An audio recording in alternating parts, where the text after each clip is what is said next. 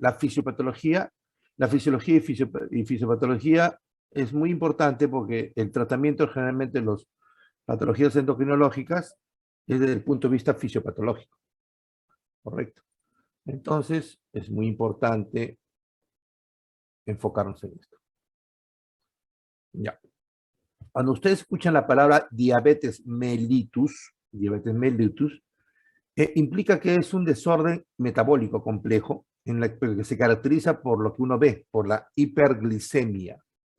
Entonces, esta hiperglicemia viene a ser como la punta del iceberg. Disculpe, no me presenté. Mi nombre es Richard López Vázquez, médico endocrinólogo.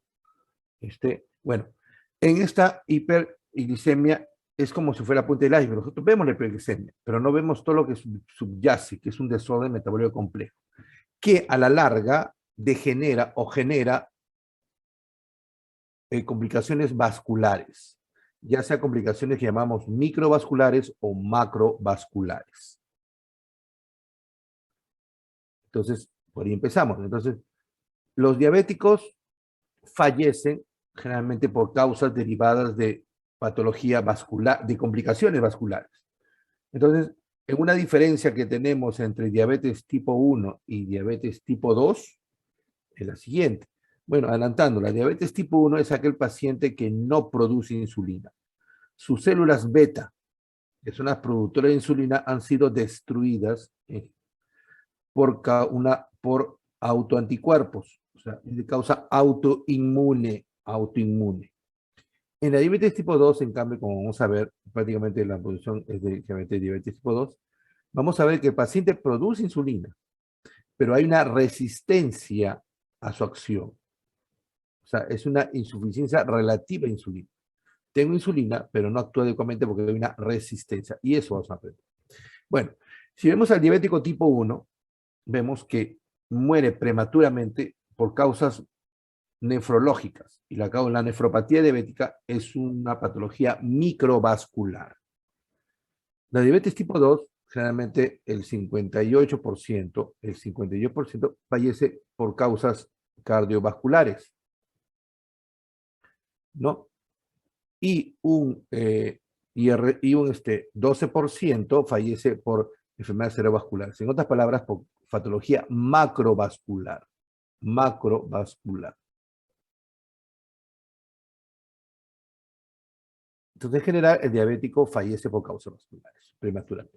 Ahora, así que la diabetes a la larga produce complicaciones, ¿no? Estas complicaciones podemos dividirlas entre agudas y crónicas. Las complicaciones agudas es la clásica cetoacidosis diabética y estado hiperglicémico hiperosmolar, como conocidas como crisis hiperglicémicas. Ahí falta uno, que se ha borrado, que son las crisis hipoglicémicas. Hipoglicémicas.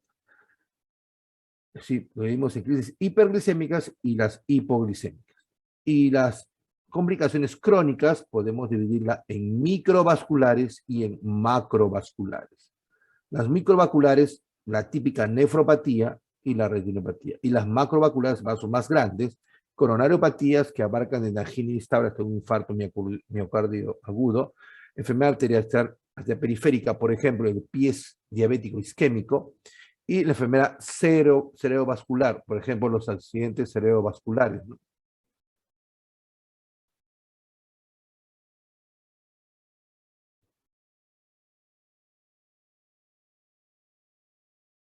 Para entender los valores de glucosa, es importante conocer sus unidades. Entonces, algo muy importante, el Sistema Internacional de Unidades lo mide en milimoles por litro, ¿no? Y el sistema que usamos nosotros, ¿no? Es el convencional, es miligramos por decilitro. La equivalencia entre un milimol por litro es de que un milimol por litro equivale a 18 miligramos por decilitro. Es decir, 2 milimoles por litro viene a ser 36 miligramos por litro, y así sucesivamente. Esa es la equivalencia. Equivalencia. Entonces, por lo tanto, no, acá tenemos unidades convencionales que usamos nosotros en miligramos por litro en milimoles. Y acá tenemos algo que se llama hemoglobina glicosilada. ¿Qué es la hemoglobina glicosilada? La hemoglobina glicosilada es la hemoglobina que se glicosila. ¿Y qué es la glicosilación? La glicosilación es un proceso enzimático, no enzimático, irreversible. ¿Qué quiere decir? A una determinada concentración de glucosa, ¿no? ¿No? Las proteínas en el cuerpo se glicosilan a nivel general. En el caso de la hemoglobina tiene una parte proteica que se llama globina. Entonces esa globina de la hemoglobina se glicosila, ¿no? Un mismo porcentaje. A valores normales de glucosa hay un porcentaje de hemoglobina que se glicosila, que es la hemoglobina A1C. Entonces, como es un proceso no enzimático irreversible, entonces lo que se glicosila no se desglicosila. Entonces utilizaron la hemoglobina glicosilada. ¿Por qué? Porque sabemos que la hemoglobina se mantiene en sangre, tiene una vida total aproximadamente 120 días. Del momento que sale en medio de la ósea, el glóbulo rojo, donde está la hemoglobina, hasta que se es tomado por el sistema retículo endotelial y separado de la circulación, pasan aproximadamente 120 días o el equivalente a 12 semanas. Es por eso que la hemoglobina glicosilada me representa una glicosilación de aproximadamente los 2 a 3 meses previos a su toma. En otras palabras, la hemoglobina glicosilada me mide el estado de glicemia del paciente en los últimos 3 meses. Entonces, era un clásico método para ver cómo iba el control metabólico del paciente. Pasó al comienzo y después se estableció incluso como un parámetro diagnóstico, como vamos a ver. Entonces, hay una relación directamente proporcional entre los valores de glucosa y el valor de la hemoglobina glicosilada. Como vemos acá. Entonces, hay una relación directamente proporcional entre los promedios de glucosa y la hemoglobina glicosilada. Pues una glicosilada de 10 me queda un promedio de glucosa de 240. Una glicosilada de 5 a una glucosa de 90. Así.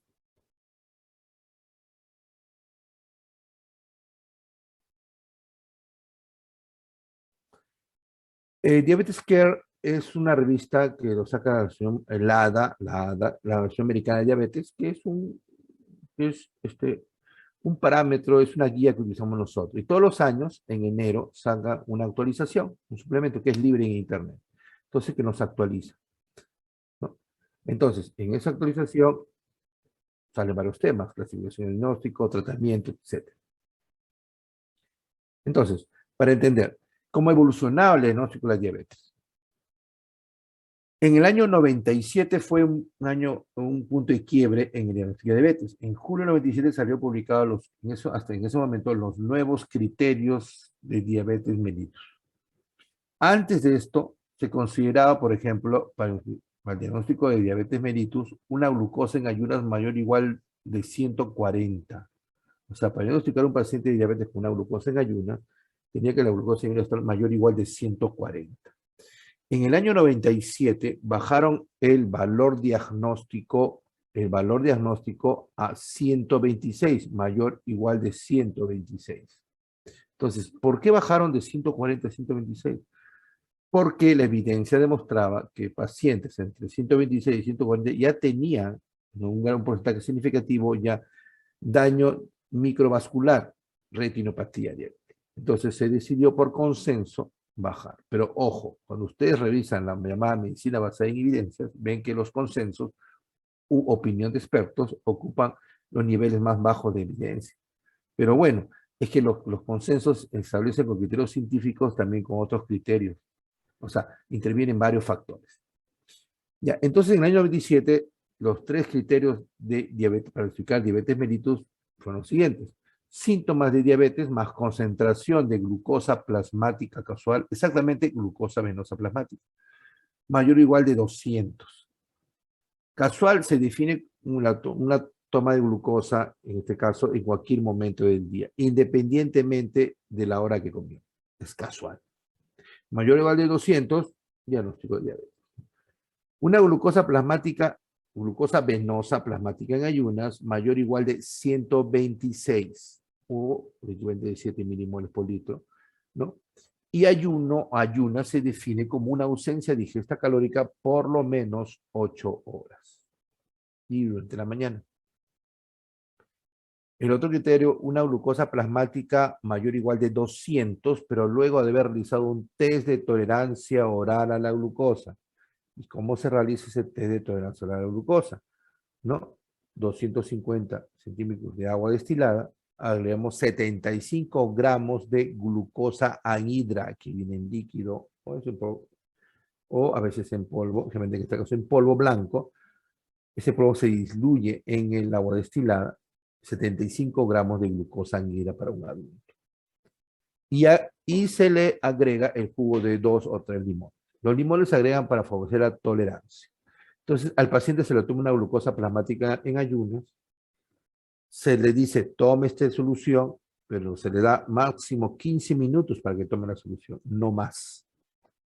Y se le toma un control de la hora y 2 horas. El valor más importante sería las 2 horas. Si 2 horas me salen mayor o igual de 200, tenemos el diagnóstico de diabetes mellitus.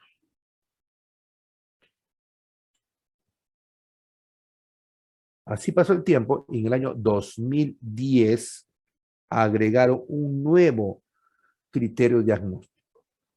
¿Cuál fue? La hemoglobina glicosilada, lo que hemos ya conversado.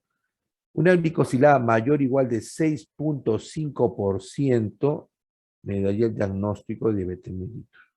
Pero ojo, esta medición de la glicosilada tiene unas características especiales. Debe ser estandarizado, debe ser parametrado. ¿Ya? Parametrado.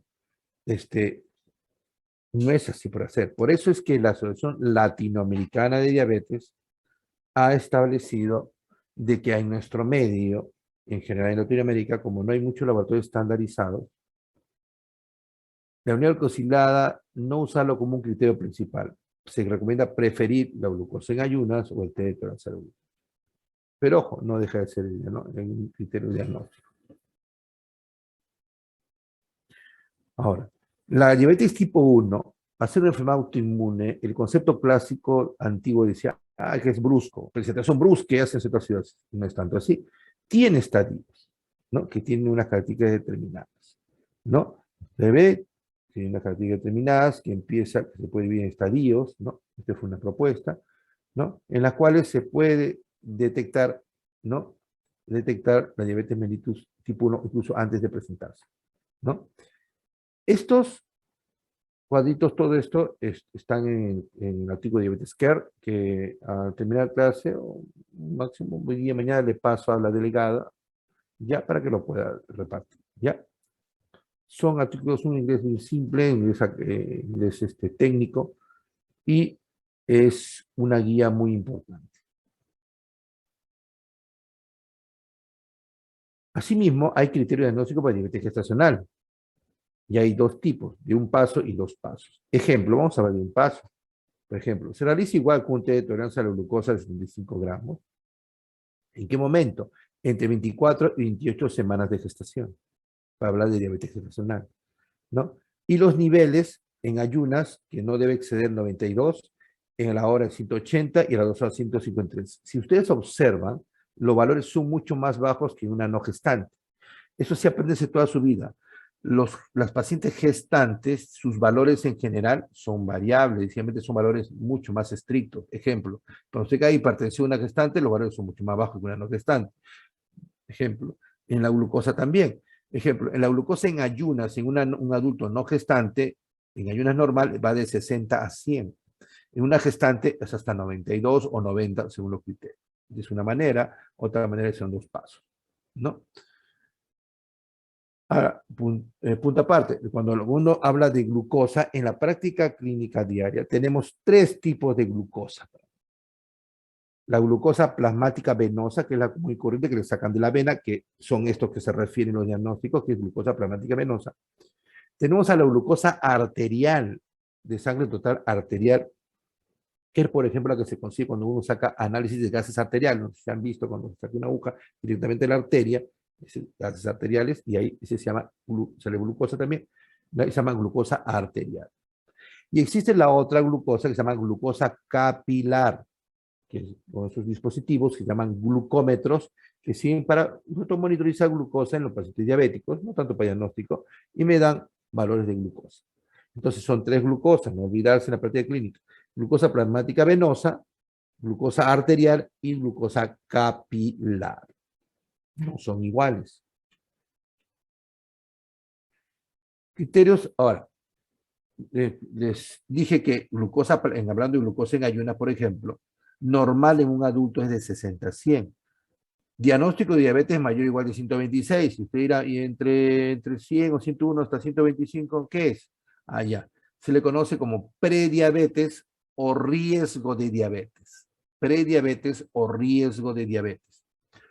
Entonces, para definir el riesgo o prediabetes utilizando la glucosa plasmática en ayunas, como usted ve en inglés, FPG, sigue Fasting Plasma Glucose, o sea, glucosa plasmática en ayunas, de 100 a 125. Si el paciente tiene entre 100 a 125 en ayunas, la glucosa plasmática en ayunas, se puede diagnosticar prediabetes o riesgo de diabetes. Y hablando de test de tolerancia a la glucosa, hemos dicho que la test de glucosa a las 2 horas mayor o igual de 200 para diabetes. Lo normal se considera hasta 140 según consenso. Entonces, entre 140 y 199 se le considera riesgo de diabetes o prediabetes. O sea, en un paciente que hace un test de tolerancia a la glucosa y a las 2 horas me sale entre 140 y 199, lo catalogo de riesgo o prediabetes. El mal llamado intolerancia a la glucosa no es intolerancia, sino una T de tolerancia a la glucosa alterada. Y utilizando la glucosilada, hemos dicho que mayor o igual de 6.5% es diabetes. Lo normal es menos de 5.5, menos de 5.6. Según consenso, se considera que entre 5.7 a 6.4% es diagnóstico de prediabetes. De prediabetes. Entonces, es bueno que sepan esto. Esos criterios bien amplios. He tratado de hacer la clase didáctica en figuras y la bibliografía está en la lámina correspondiente, ¿no? Porque son conceptos que deben llevar claro durante toda su vida. ¿A quiénes se predisponen a tener mayor, o sea, que ser diabéticos con mayor porcentaje? O sea, ¿cuáles son los factores de riesgo? ¿En cuáles debo hacer tamizajes clínicos para el diagnóstico de diabetes? Entonces, vemos criterios para diagnóstico de diabetes, prediabetes en pacientes adultos asintomáticos. O sea, estos pacientes son asintomáticos. Los test deben ser considerados en adultos con sobrepeso o obesidad. Se utilizan el índice de masa corporal mayor o igual de 25. Quienes tienen uno o más de los siguientes factores de riesgo. Familiares de primer grado de diabetes, no se olviden. Familiares de primer grado de diabetes, de papá, mamá, hijos, es un factor importante. Acá este punto, el segundo, eso, ojo, eso nos aplica a nosotros, porque esto es para los americanos.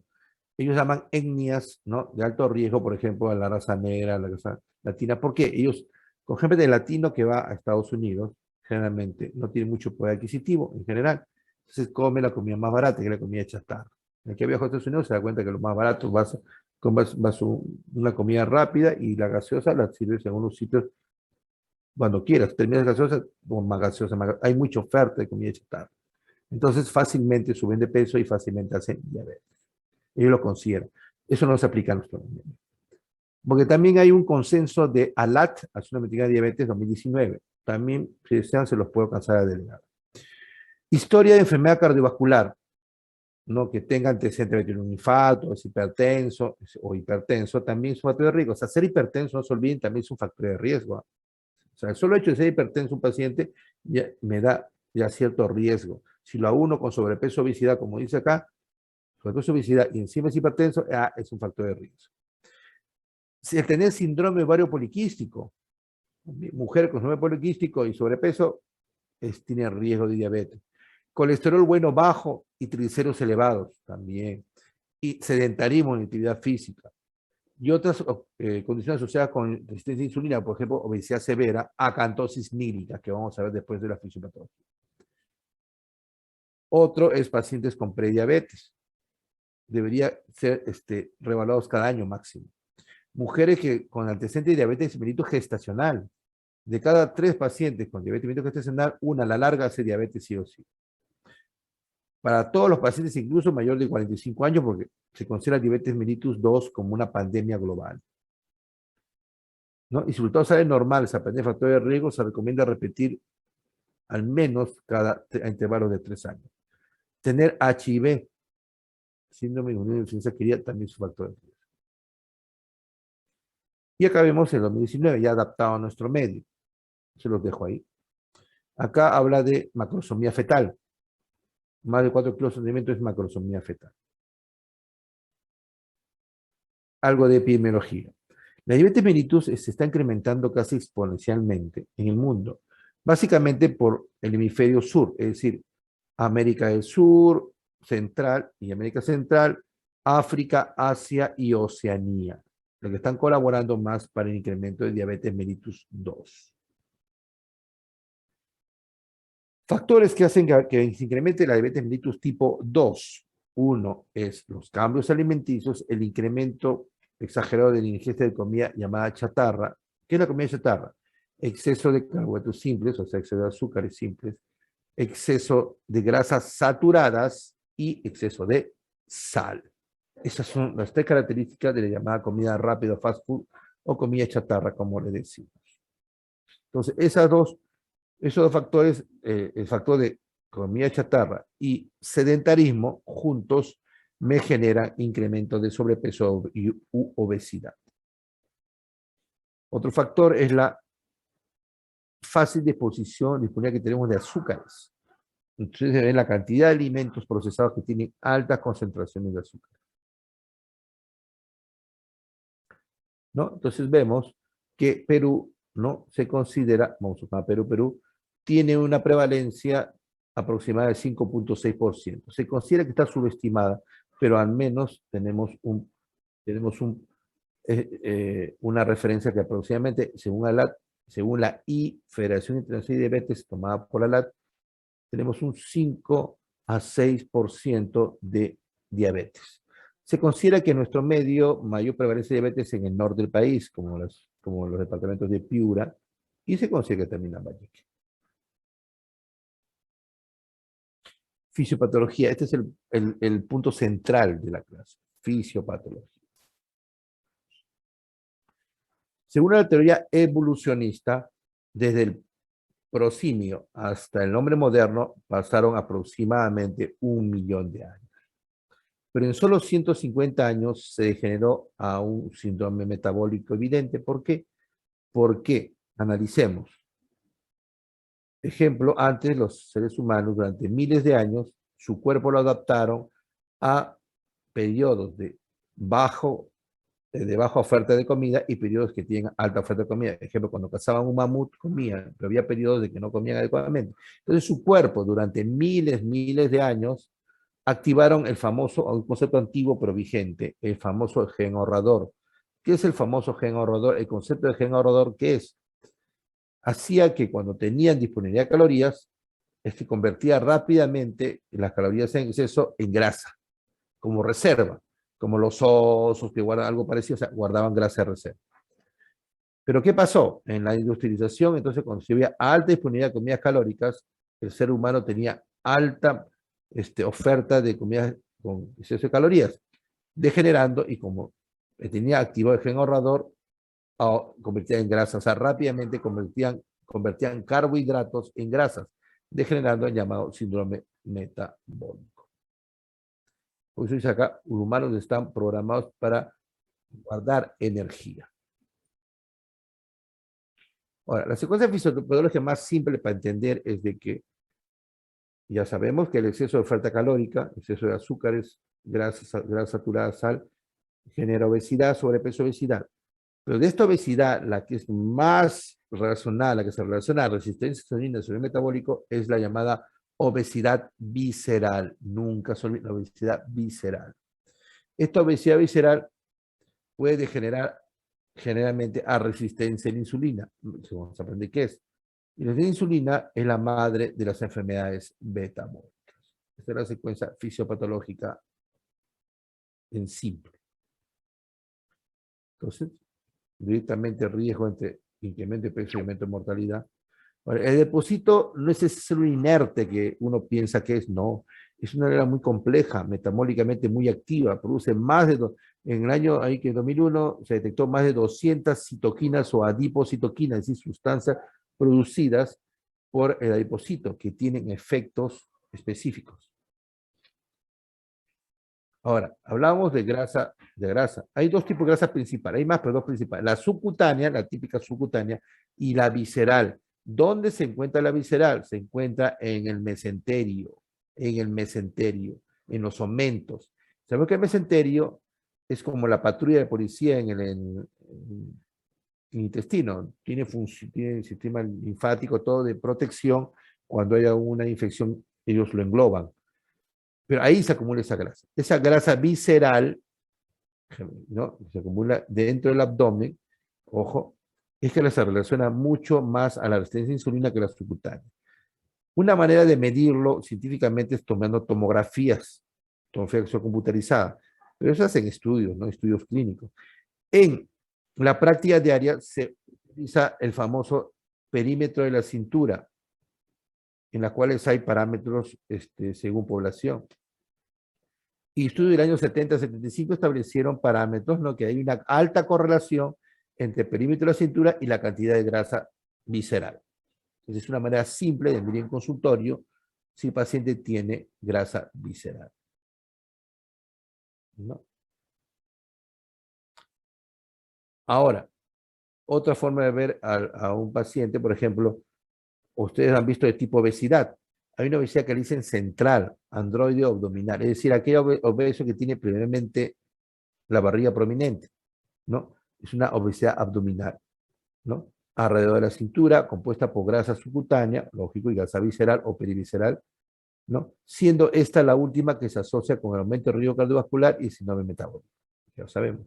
Y hay un tipo de obesidad típica de mujeres, que es periférica, ginoide o glúteo femoral, masa como en caderas, formada por la grasa subcutánea que se localiza alrededor de los muslos, predomina en mujeres y su aumento no se relaciona con el aumento del riesgo cardiovascular. La que se relaciona con el riesgo cardiovascular es la obesidad central androide abdominal. ¿Por qué? Porque tiene gran cantidad de grasa visceral. Esta grasa visceral tiene, o sea, el adipocito visceral, que está en el mesentero, tiene características metabólicas especiales. Uno, tiene una tasa metabólica elevada, es decir, su metabolismo es metabólicamente muy activo y drena las sustancias, las toxinas, los ácidos grasos libres que produce directamente a la vena porta.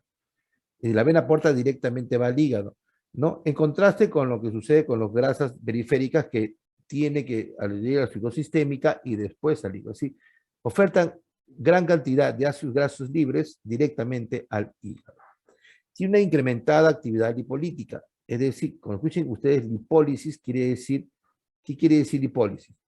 Si ustedes, ¿cómo almacena grasa el adipocito? Lo almacena a la forma de triglicéridos, o más correctamente decir triacilglicerol. ¿Qué es el triacilglicerol o triglicéridos? Es una molécula conformada por una molécula de glicerol con 3 ácidos grasos libres. Una molécula de glicerol con 3 ácidos grasos libres. Eso es el triglicérido. ¿Por qué se almacena bajo el triglicérido? Porque es un enlace de grasas de alta energía y poco espacio, entonces empaqueta en energía de esa manera. Entonces, cuando usted usa la palabra lipólisis, ¿qué quiere decir? Lipólisis cuando se separa el glicerol de estos 3 ácidos libres. Y lipogénico cuando lo une. Entonces, lipólisis cuando separa, liberan ácidos grasos libres y glicerol. Combinada con su localización anatómica, expone al hígado a altas concentraciones de ácidos grasos libres que cualquier otro órgano. Tiene alta densidad de receptores beta-adrenérgicos, especialmente los beta-3, que median la lipólisis por activación del sistema simpatoadrenal. También tiene alta densidad de receptores de glucocorticoides y andrógenos. Por eso es que ustedes cuando vean la famosa enfermedad de Cushing, síndrome de Cushing, que es por hipercortisolismo endógeno, ven que el paciente acumula grasa a nivel abdominal. Entonces, por lo tanto, entonces tiene gran grasa visceral, alto riesgo cardiovascular. Y también andrógeno, es decir, las pacientes mujeres con síndrome ovario poliquístico severo acumulan grasa abdominal. ¿Correcto? Por lo tanto, la famosa grasa visceral tiene características especiales. Más células por unidad de masa, es decir, son más pequeñas que la célula adiposa subcutánea. Mayor flujo sanguíneo por su tasa metabólica elevada. Más receptores para cortisol, más receptores para andrógenos, mayor lipólisis inducida por las catecolaminas mediante el receptor beta 3 y menor sensibilidad a la insulina. Bueno, pasamos. El adiposito. El adiposito produce gran cantidad de sustancias, como dijo, más de 200, mucho más. Pero podemos clasificar lo que produce como los malos y los buenos, haciendo referencia a su efecto sobre resistencia a insulina. Los malos serían aquellos que me incrementan la resistencia a insulina y los buenos aquellos que me mejoran la resistencia a insulina. Entonces, entre los malos, el principal es el famosísimo factor de necrosis tumoral alfa, que lo escuchan siempre en sepsis y en otras cosas. Y la resistina, especialmente el factor de necrosis tumoral alfa. Esos generan resistencia a la insulina. En cambio, los buenos serían aquellos que me oxidan la grasa y me mejoran la acción de la insulina, aumenta la sensibilidad a la insulina, encabezando la leptina y la adiponectina. Leptina y adiponectina. Hasta este punto, ¿alguna pregunta? ¿Alguna pregunta?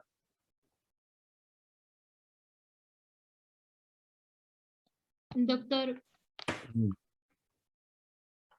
doctor, ¿se me escucha? Te escucho. Doctor, Sí, dime. disculpe, ¿por qué aumenta el flujo sanguíneo con una tasa metabólica elevada? No. Al decir tasa metabólica elevada, implica un flujo sanguíneo elevado. Por Porque el es como una mismo... célula que funciona continuamente, necesita mayor flujo sanguíneo. Si Por ustedes la comparan hipertensión. el adipocito visceral con el adipocito subcutáneo, el adipocito visceral tiene mucha oferta de flujo sanguíneo comparado con el subcutáneo. Va Ya, entrelazado. ¿Ya? ya. Un concepto importante que nunca se debe olvidar. Bueno, lo conoce como dilipidemia, pero es un término incorrectamente utilizado. Lo correcto sería dislipoproteinemia. Cuando usted ven un perfil lipídico, ven lipoproteínas, no ven lípidos directamente. Ven lipoproteínas.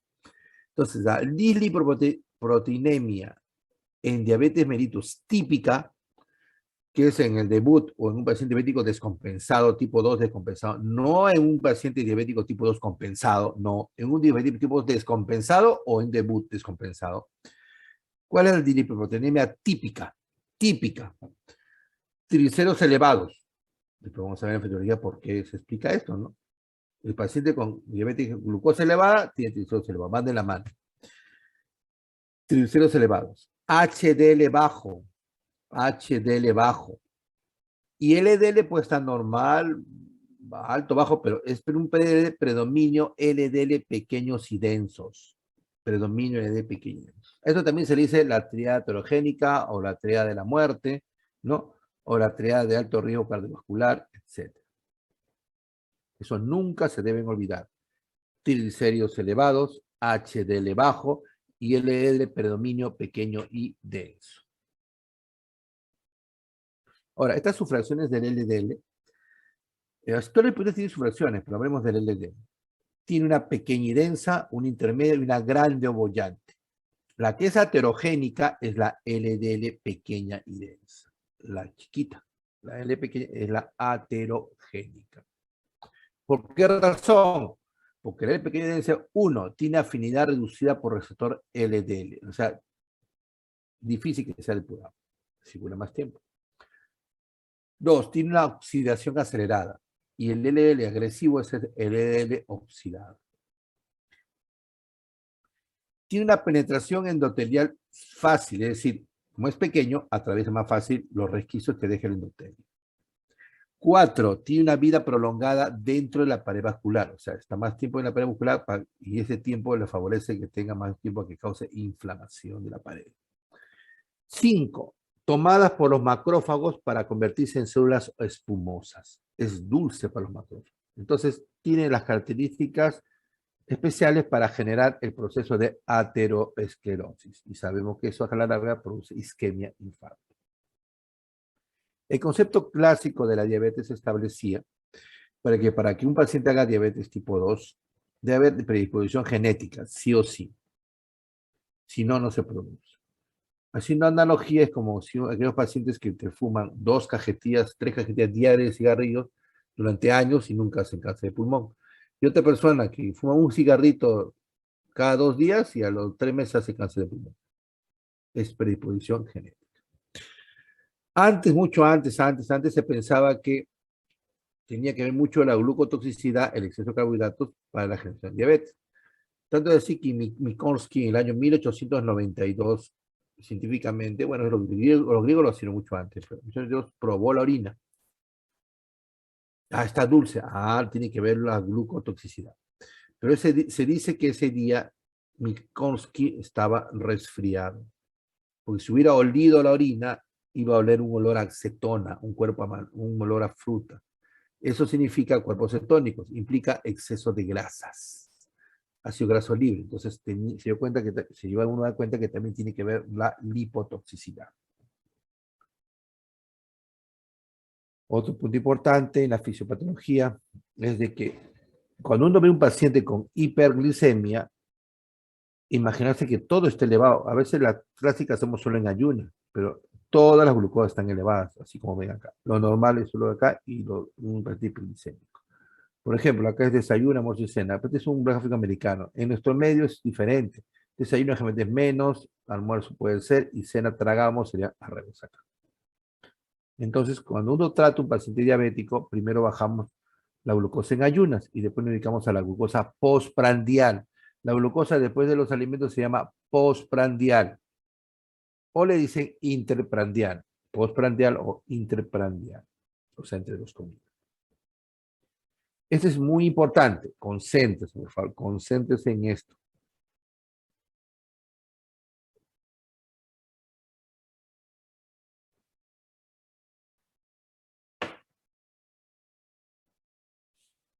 Esta es una célula muscular. Este es un receptor de insulina, el receptor de insulina, como una molécula, actúa en un receptor.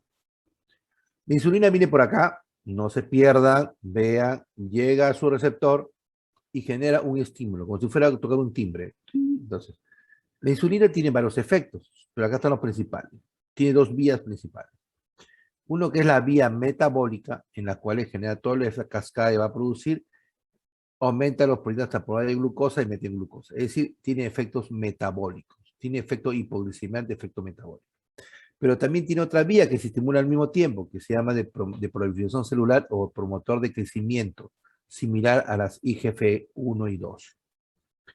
Entonces, cuando viene una molécula por acá, viene una molécula, un estímulo acá y un estímulo acá. Eso es lo normal.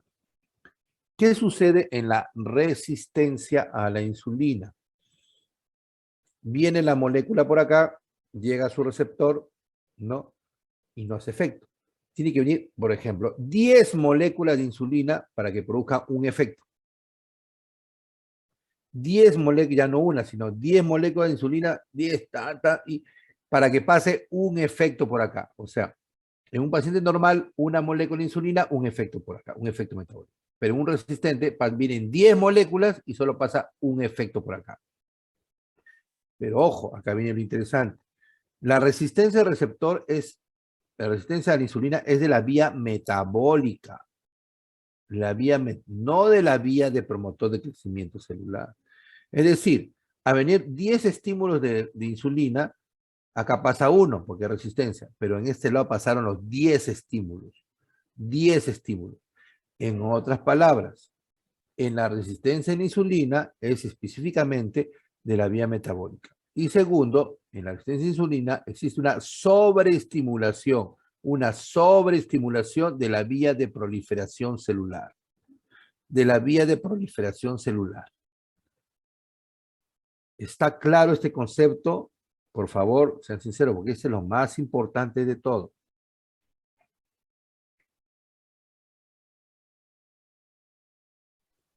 Doctor, disculpe, Sí, ¿podría repetir de nuevo lo de después del receptor?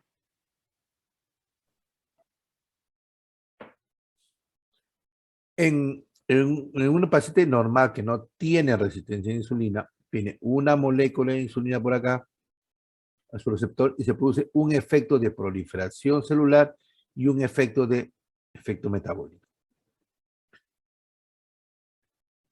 En un paciente con resistencia a la insulina, tiene que venir 10 moléculas de insulina para producir un efecto. Es un efecto de la vía metabólica, porque la resistencia es a este nivel que estoy poniendo el cursor, a este nivel, es de la vía metabólica. Pero esa sobreestimulación de 10 sí pasó por acá. Es decir, viene un estímulo por acá, 10 moléculas acá, pasó uno acá, pero los 10 pasaron por acá. Hay una sobreestimulación de la vía de promotor de crecimiento celular. Y esto es muy importante de no olvidarse. ¿Ya? ¿Alguna pregunta de esta lámina?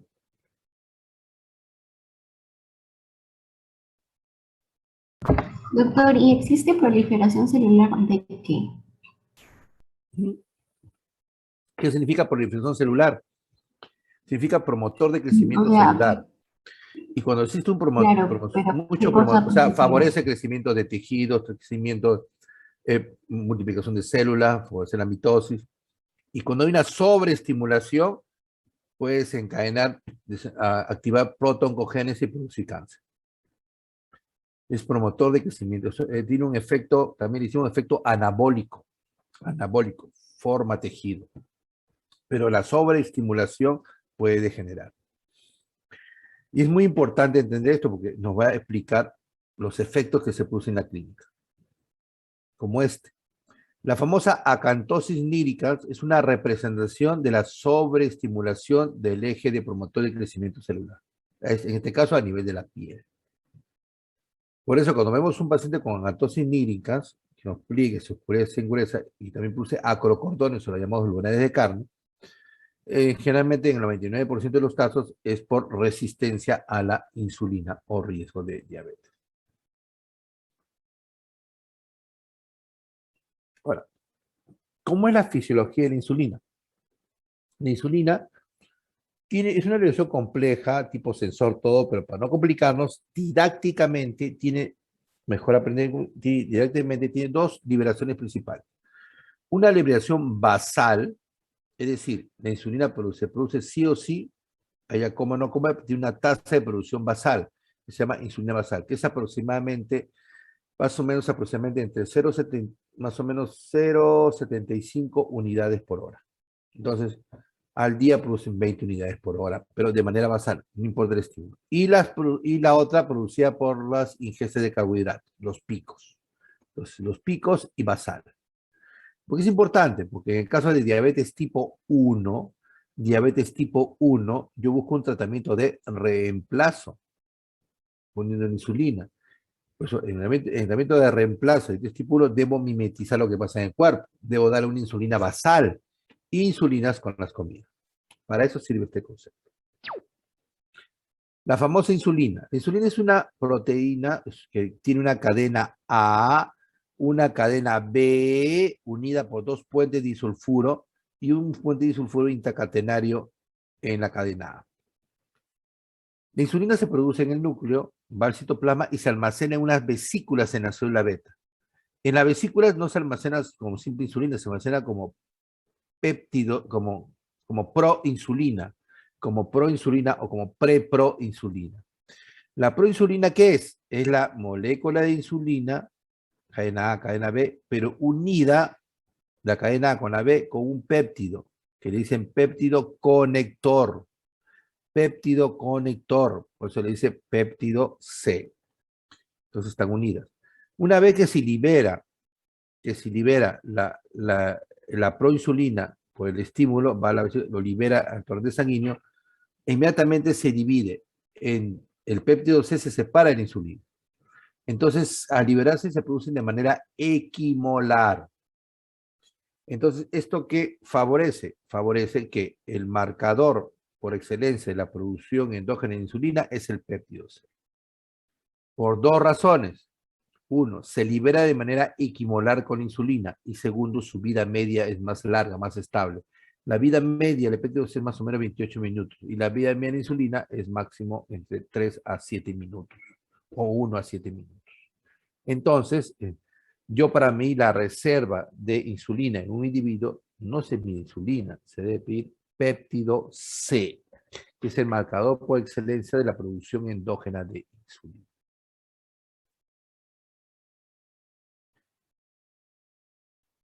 Se dice que el paciente diabético, ¿qué es lo que pasa? No es tanto de tipo 2, no es tanto de la cantidad de insulina, sino cómo se libera. En un diabetes tipo 2, por ejemplo, consume glucosa y no tiene el pico necesario para producir. Incluso este pico a veces se produce tardíamente, pero está malogrado el sensor de la insulina.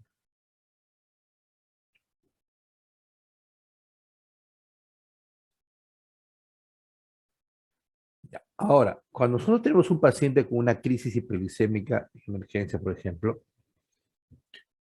viene con cetoacidosis y hiperglicemia pulmonar, la enfermedad no empezó ahí, empezó la enfermedad muchos años antes, en promedio 10 a 15 años. O sea, eso es establecido. Entonces, el paciente diabético, antes de serlo, su glucosa está normal, pero a consecuencia de aumento de la producción, de la insulina. Pero llega un momento que el aumento de la producción de insulina para compensar esa resistencia no es suficiente y se dispara la glucosa y hace diabetes. Por eso la enfermedad empieza desde antes, de mucho antes. Esto es algo para reforzar la parte fisiopatológica. Esta es una célula también muscular. Tenemos el receptor de insulina. Tenemos a los ácidos grasos libres. Acá solo representó por la vía metabólica. Los ácidos grasos libres, que se liberan de los triglicéridos, ¿no? A concentraciones normales, aceptables, tiene un efecto de favorecer la acción de insulina. O sea, me mejora la acción de insulina. Pero exposiciones excesivas y prolongadas de ácidos grasos libres sobre las células me generan lo contrario, resistencia. ¿Cómo? Me incrementan los mediadores así coenzima A, diacilglicerol, el ROS, que me incrementan la proteína C. Y esta proteína C, su elevación, activa NFK beta y IKB, que tienen que ver con el proceso aterosclerótico. Y a su vez me bloquea la acción de insulina, pero un bloqueo post-receptor. Me altera la fosforilación de serina y la tirosina y me altera me produce resistencia por receptor de insulina. Resistencia. Entonces, acá se entiende la correlación entre aterosclerosis y diabetes mellitus. Le decía que los consensos son los que menor valor tienen. Algunos estudios establecieron que, científicos dicen que aun coma lo que coma, las glucosas no deben pasar de 65 a 105, que es un valor mucho más bajo comparado con el diabetes. Por eso es para reforzar el hecho que los consensos tienen su nivel, su consideración, hasta cierto punto. La patología ha ido variando. Se hablaba de famoso triunvirato, que es disfunción de la célula beta, resistencia a nivel muscular, resistencia hepática. Pasó el tiempo y salió el término de octeto. Agregaron resistencia a insulina de depósito, disminución de incretinas, que es un concepto que vamos a tener que ver, incremento de la secreción de glucagon, aumento de la relación renal-glucosa y resistencia al efecto anorexígeno de la insulina del sistema nervioso central. Pasó el tiempo y de octeto pasamos a oncenio. Oncenio en griego, 11. En cuales muchos factores más tienen que ver con la génesis de la diabetes. Por eso la diabetes con tipo 2 se considera una enfermedad poligénica y multifactorial. Esto es muy importante de entender, por favor, muy importante. Lo que ven en las abscisas son los valores de glucosa a las 2 horas después de un test de tolerancia a la glucosa. Es decir, le hago su test de tolerancia a la glucosa a un X y si me sale 120, este es 120. Este es el valor de las 2 horas. Y esto de acá es delta de insulina sobre delta de glucosa entre insulina resistencia. Es una manera de medir la efectividad de la insulina en nuestro cuerpo, la efectividad. Entonces, no importando si son delgados o obesos, ¿qué sucede acá? De que se observa que si después de un test de tolerancia a la glucosa a las 2 horas me sale, por decir, entre 120 y 140, que sería normal según el consenso, ya el paciente con entre 120 y 140 ya tiene un 50% de déficit de la efectividad de la insulina. Ojo, solamente siendo normal, ¿no?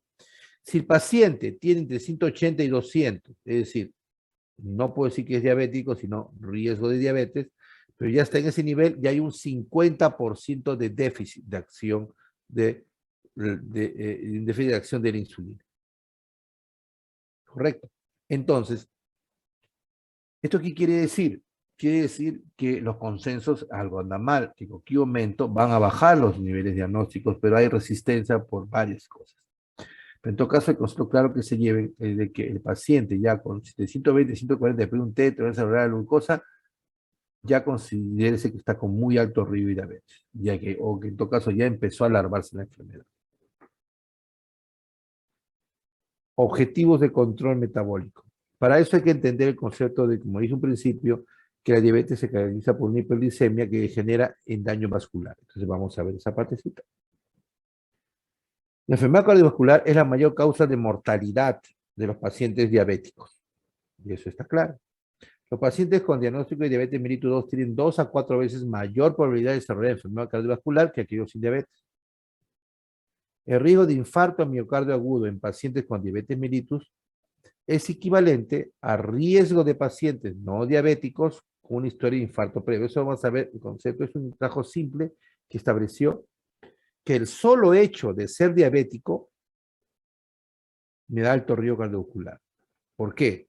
Si yo tengo un paciente que no es diabético, pero tuvo un infarto previo, se considera que es un paciente de muy alto riesgo cardiovascular. El riesgo que tenga un nuevo infarto es muy alto.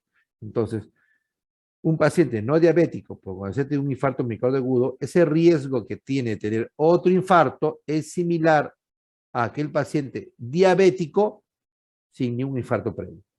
¿Qué quiere decir? Que el solo hecho de ser diabético me confiere ser un riesgo de alto riesgo cardiovascular y esto se aceptó mundialmente. Incluso ustedes recuerdan el tratamiento de dislipidemias, cuando establece categoría de riesgo, el solo hecho de ser diabético me da alto riesgo cardiovascular.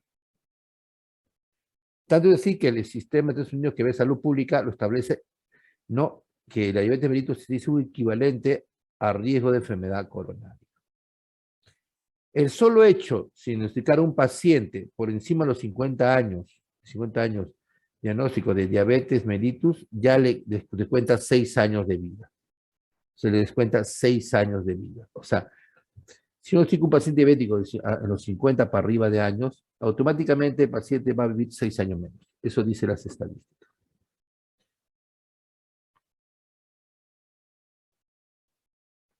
Entonces, todos los estudios establecen de que la enfermedad y la diabetes es un factor muy alto riesgo cardiovascular. Lo que le decía, el riesgo va a tener un infarto entre un paciente no diabético, infarto previo, y un paciente solo diabético, no importando el tiempo de diagnóstico, todo, son similares.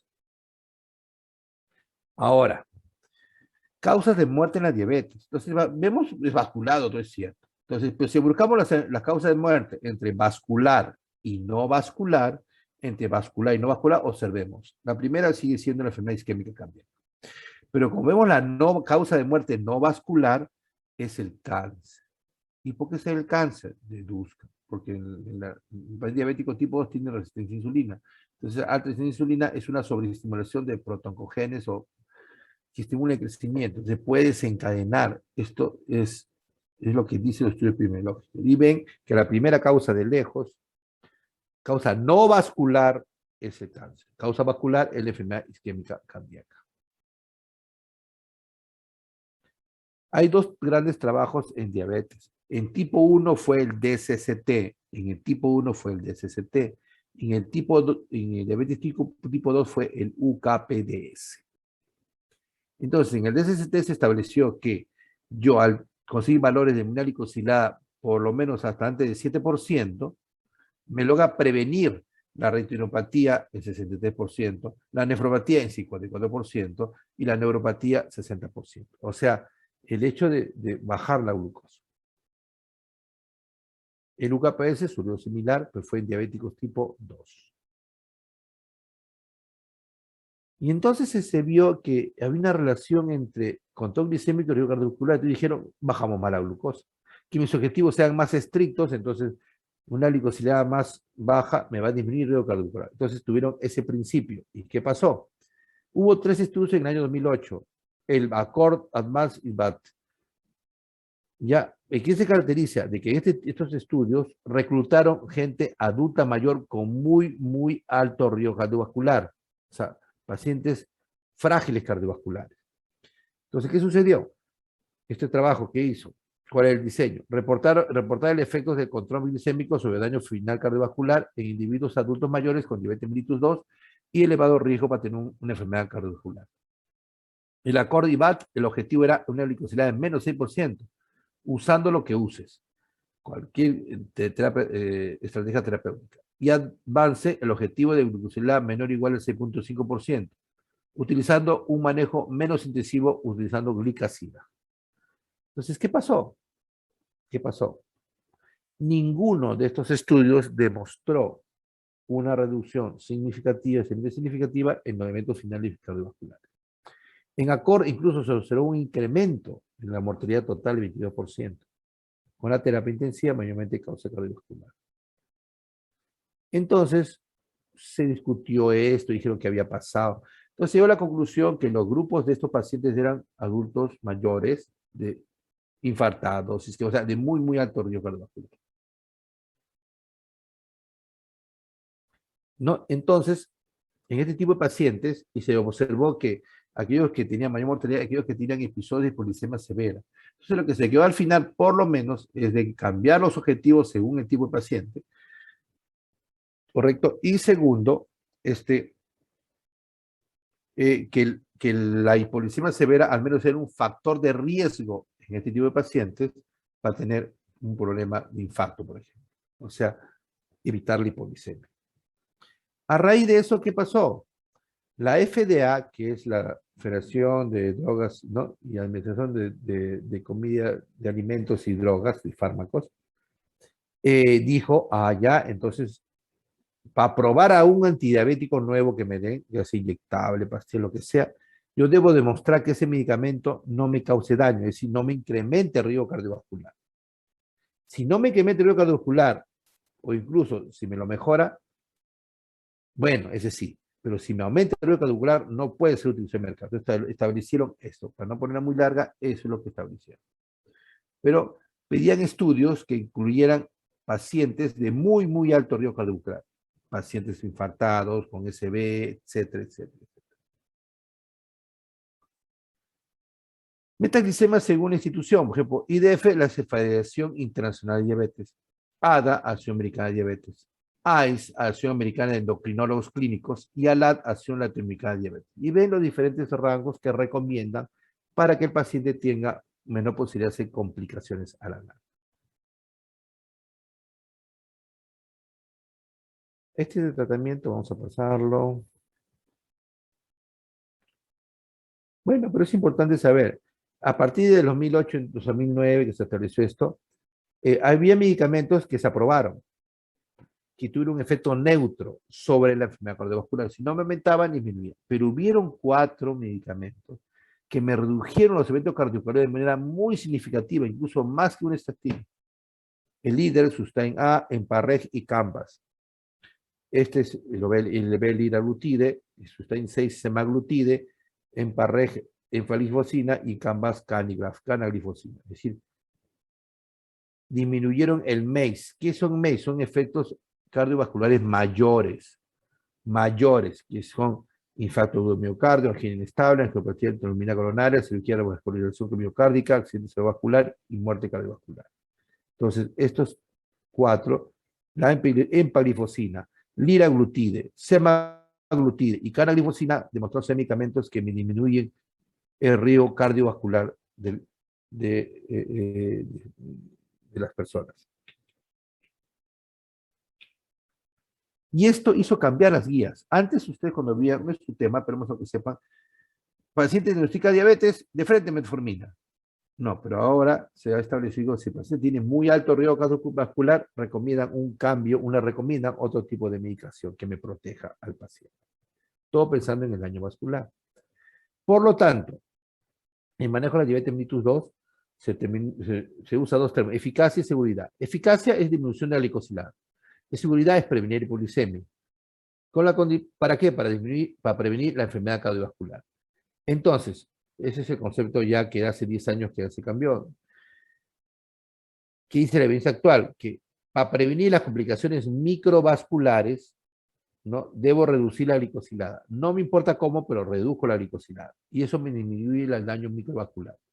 Pero la prevención estrictamente de la enfermedad cardiovascular, de la macrovasculatura, está conducido por la estrategia de agentes farmacológicos más que una reducción de la glicosilada. Porque estos medicamentos que tienen alto beneficio, tienen un beneficio cardiovascular independiente de lo de la glucosa. Entonces, el concepto va a cambiar. O sea, si el paciente tiene muy alto y quiere prevenir enfermedad cardiovascular, no es tanto bajar la glicosilada, es ver qué medicamentos usa. Entonces, puntos claves. La diabetes mellitus está asociada con un elevado riesgo de enfermedad cardiovascular. Optimizar el control glicémico tiene un impacto modesto en la prevención de enfermedad cardiovascular. Los agonistas de GLP-1 han probado mejorar los resultados cardiovasculares, incluido la muerte cardiovascular con liraglutida. Los inhibidores de la CGLT2 mejoran los resultados cardiovasculares, incluyendo muerte cardiovascular, vía un mecanismo no relacionado con el control glicémico. Es decir, no tiene que ver con la glucosa. Dado que la enfermedad cardiovascular es la mayor causa de muerte en la diabetes tipo 2, desde que la enfermedad cardiovascular es la mayor causa de muerte en diabetes mellitus 2, estos datos deberían de cambiar el paradigma clásico del foco de atención del tratamiento de la diabetes mellitus de la glicosilada a un criterio más amplio de reducción del riesgo cardiovascular. Es decir, yo trato al diabético para evitar que se muera de enfermedad cardiovascular. Bueno. Entonces, a raíz de todos estos trabajos, todo lo de 2008 para adelante, se establecieron parámetros. Ya sabemos los rangos que se dan de control que hemos visto en el cuadro. Es para un adulto no común y corriente. Pero el paciente tiene características especiales, adulto mayor, baja expectativa de vida, no apoyo familiar. Entonces, yo tengo que manejar eso. Si el paciente tiene menos factores que se relacionan con hipoglicemia, puedo ser más estricto en el control. En cambio, si el paciente no tiene apoyo familiar y tiene facilidad de hacer glucosas muy altas, soy menos exigente. ¿Por qué? Porque en este tipo de pacientes que tienen alto riesgo, muy alto de riesgo cardiovascular, no pueden, pueden tener un desenlace fatal si tienen hipoglicemias repetidas. O sea, porque recuerda que el factor de riesgo de muerte cardiovascular en este tipo de pacientes que son de muy adultos mayores, frágiles, muy alto riesgo vascular, es un factor importante, es la hipoglicemia severa. Clasificación de la hipoglicemia según la Asociación Americana de Diabetes. Nivel 1, glucosa menos de 70, ¿no? Pero mayor o igual de 54. Nivel 2, glucosa menor de 54. Y nivel 3, un evento severo caracterizado por alteración del sensorio. Ojo, antes lo clásico se decía, bueno, los tipos de hipoglicemia, aquella que el paciente se pueda recuperar solo, o sea, por sus mismos medios se recupera, consume algo dulce, etc. Y aquel que necesita de un tercero para recuperarse. Ese es más severo. Un concepto importante, porque son conceptos que van luego en los próximos cursos que lleven, cuando avancen. Hay dos grupos de medicamentos que han salido recién en los últimos 10 años. Uno son los inhibidores de PP4, agonistas de GLP-1 y inhibidores de CGLT2. Y para atender la acción de medicamentos deben tener algunos conceptos de fisiopatología. ¿Qué es el efecto de incretina? Los científicos se preguntaron, ¿qué pasa si a este paciente le doy glucosa vía oral y otro endovenoso? ¿Cuál me estimulará más rápido la insulina o más insulina? Uno dice endovenoso, pues porque directamente endovenoso va a la páncreas y me estimula. Bueno, es la hipótesis. Pero cuando lo hicieron, ¿qué vieron? Que aquel paciente que le dieron oral, glucosa oral, ¿no? Con endovenosa, ¿no? En la glucosa no hay mucha variación. Pero aquel que dieron oral me estimulaba significativamente comparado con el oral, con el endovenoso, la liberación de insulina. Es decir, la vía oral me estimulaba mucho más la insulina que la endovenosa. Entonces decían, hay algo en el intestino o en la boca, en la vía digestiva, que me está incrementando, potenciando la acción de la glucosa sobre la insulina. Entonces, eso se le llamó efecto incretina, que mayor estímulo produce la glucosa vía oral que endovenosa sobre la insulina. Entonces, ¿qué sustancias del cuerpo tenían este efecto? Todos estos. Pero los principales eran el GIP y el GLP-1, responsables del 50% de la secreción de insulina. Y de estos, el GLP-1 tenía características que uno observa y son ideales para el tratamiento de la diabetes. Liberado por las células L en el ilion y el colon. Células L en el ilion y el colon. Estimula la respuesta a la insulina por las células beta de modo dependiente de la glucosa. Es inteligente, un mismo sensor inteligente. O sea, me estimula más liberación de insulina cuando la glucosa está alta. Y cuando está menos alta, no estimula o estimula menos.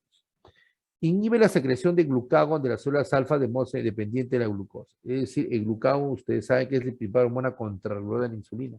Me produce hiperglicemia. Está metido en la fisiopatología. Inhibe el vaciamiento gástrico. Reduce la ingesta de alimentos y peso corporal. Es decir, un medicamento que me controla la glucosa y me baja de peso.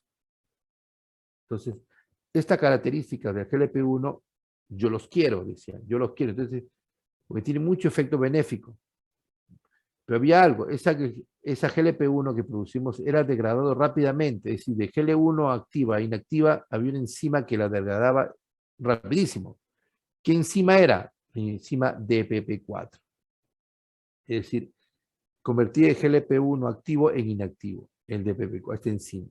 Y esta enzima era recontra efectiva, porque la vida media, hacía que la vida media del GLP-1 solo sea de 1 a 2 minutos. Entonces, ¿yo qué pienso? Yo quiero el efecto del GLP-1. 1 y 2, bloqueo el DPP4 o hago un GLP-1 análogo resistente a la enzima. ¿No? Y así fue que comenzaron a crear los medicamentos. Los inhibidores de DPP4 se refieren a medicamentos que inhiben esta DPP4. ¿Correcto? Ya, ahora pasemos a la clase de diabetes, porque son 2 clases que me han destinado. ¿Alguna pregunta hasta acá? Doctor, buenas noches. Sí, Una pregunta. pregunta. Usted comentó de que la metformina ya no se le está administrando normalmente. No, me corrijo. La metformina es el tratamiento estándar.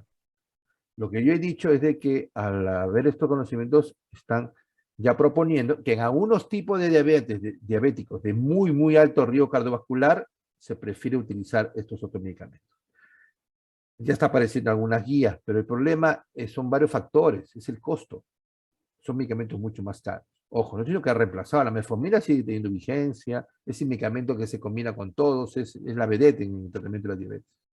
Pero ojo, en unos tipos de pacientes de muy, muy alto cardiovascular se recomienda iniciar con otro tipo. Ojo, la metformina también disminuye el riesgo cardiovascular, pero esto es mucho más. Y el mensaje que quiero darles es de que ahora el tratamiento de diabetes hay que enfocarlo en 2 partes. Control de glucosa glicosilada, que me baja el daño microvascular, pero no olvidarme del daño macrovascular, de que se va a morir el paciente, que no es tanto por bajar la glucosilada y la glucosa, sino es por el tipo de medicamento que utilizo. Este concepto, claro, se puede entender, pero aplicar en la práctica es bien difícil por varios factores, entre ellos es el costo. Y por ejemplo, en algunos pacientes que tienen ovarios poliquísticos y son resistentes a la insulina, también... El tratamiento, ojo, el tratamiento de resistencia a insulina es, 1, los cambios en estilo de vida, es lo primero. Cambios en estilo de vida se refiere a dieta, ejercicio y asesoría psicológica. Y ahí estaría ideal el tratamiento con metformina. Porque metformina me controla la resistencia a la insulina.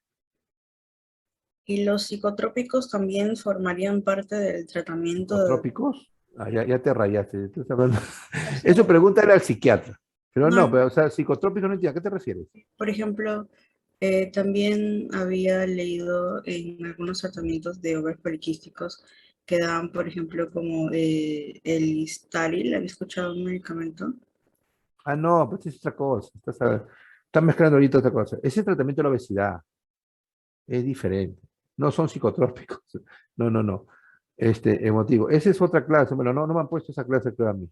Pero no, ese es otro tema. No mezcles, no te confundas, estás mezclando una cosa con otra. No, es totalmente otro tema. ¿Ya? El tratamiento de la obesidad es diferente. Lógico que en teoría, o sea, la resistencia a insulina, ¿qué es? O sea, es un estado de desorden metabólico también, en las cuales el cuerpo, ¿no? Ese exceso de insulina que genera que el paciente, cualquier carbohidrato lo convierte en grasa.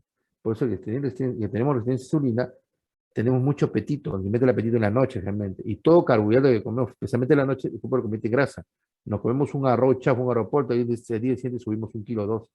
Rápidamente porque convierte. Y ese es el efecto de la insulina. Entonces la metformina que hace controlar la insulina, inherentemente podría controlar eso. No es un efecto universal, pero en teoría lo hace. O sea, pues es otro tema. El tratamiento que estoy preguntando, estás enfocando en el tratamiento de la obesidad. Es diferente. Es otra cosa. Ya, aclarando. Tienen clase de obesidad, ¿no? Doctor, una pregunta. Ya, sí. ¿Cuál es el punto para decidir de que un paciente pase de tratamiento oral a ser insulino dependiente? No. Ahorita, mira, yo te voy a contestar, pero acuérdense que está en clase de fisiopatología. Su examen va a ser de fisiopatología, no de tratamiento. Ya, tú estás preguntando en qué casos el paciente tipo 2 requiere insulina. Esa es tu pregunta, ¿no? Como tratamiento, ¿no? ¿Aló? Eso me preguntaste, la que preguntó quién es. Hola, ¿me escucha? Sí, por Hola. eso. Me has querido decir en qué casos el diabético tipo 2 requiere tratamiento con insulina. ¿Eso me estás preguntando o me equivoco? O sea, por ejemplo, lo que pasa es que mi abuelo tiene diabetes tipo 2 hace ya muchísimo tiempo, pero él es insulino dependiente. Ya. Y bueno, Ya, entonces, ¿por qué?